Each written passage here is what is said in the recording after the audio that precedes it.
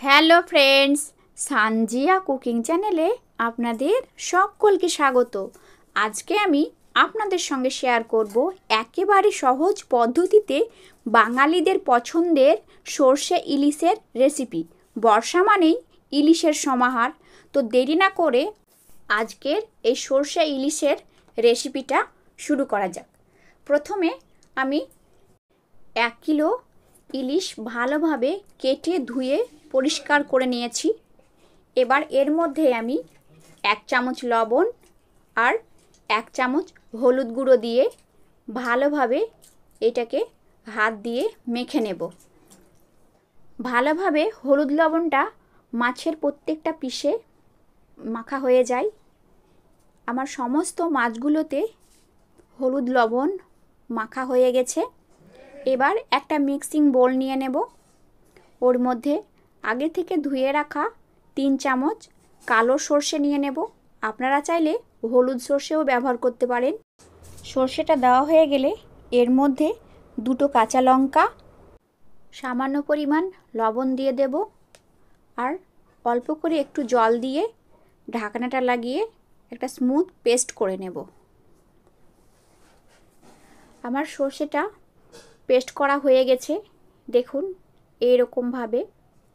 এবার একটা বাটি নিয়ে ছাঁকুনি দিয়ে এটাকে আমি ছেঁকে নেব। আপনারা চাইলে সবগুলো সর্ষে দিতে পারেন, আমি এখানে ছেঁকে দিয়েছি। যাদের গ্যাসের সমস্যা হয় তারা এভাবে ছেঁকে দিলে ভালো হয়, হজমের অসুবিধা হয় না। আমার সমস্ত সর্ষের পিউরিটা বের করা হয়ে গেছে। এবার এটাকে এক সাইডে রেখে দেব। এবার গ্যাসের মধ্যে একটা কড়াই চাপিয়ে দিয়ে ওর মধ্যে আমি তেল দিয়ে দেব।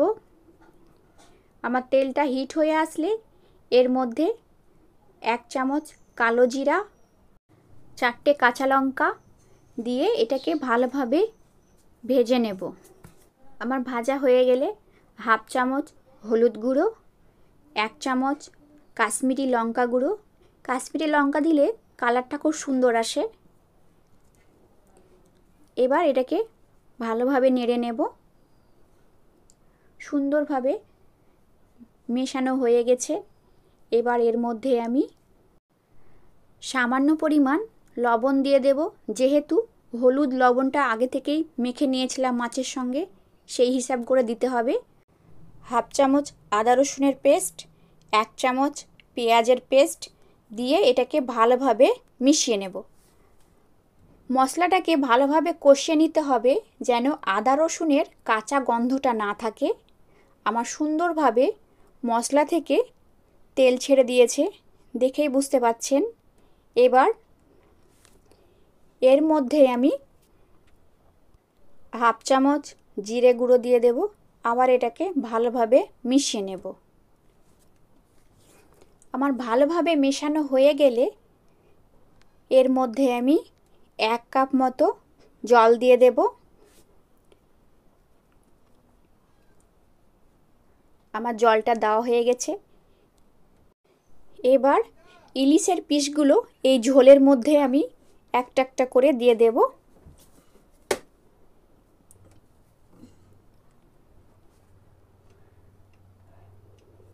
আমার সমস্ত পিস দেওয়া হয়ে গেছে। এবার ঢাকনা লাগিয়ে 5 মিনিট কুক করে নেব। 5 মিনিট পর ঢাকনাটা তুলে আপনাদের দেখাচ্ছি। দেখুন, এবার যে সর্ষে বাটাটা রেখেছিলাম সেটা আমি এর মধ্যে দিয়ে দেব। আমার দেওয়া হয়ে গেছে। এবার 2টো কাঁচা লঙ্কা দিয়ে আবার 2 মিনিট মতো ঢাকা দিয়ে দেব। 2 মিনিট পর ঢাকনাটা তুলে আপনাদের দেখাচ্ছি। দেখুন কত সুন্দরভাবে তেল ছেড়ে দিয়েছে। এবার এর উপরে 1 চামচ মতো আমি সর্ষের তেল দিয়ে দেব। এতে ফ্লেভারটা খুব সুন্দর হয়। এই অবস্থায় আমি গ্যাসটাকে বন্ধ করে দেব ঢাকনাটা লাগিয়ে। 5 মিনিট পর একটা প্লেটের মধ্যে সার্ভ করে আপনাদের দেখাচ্ছি।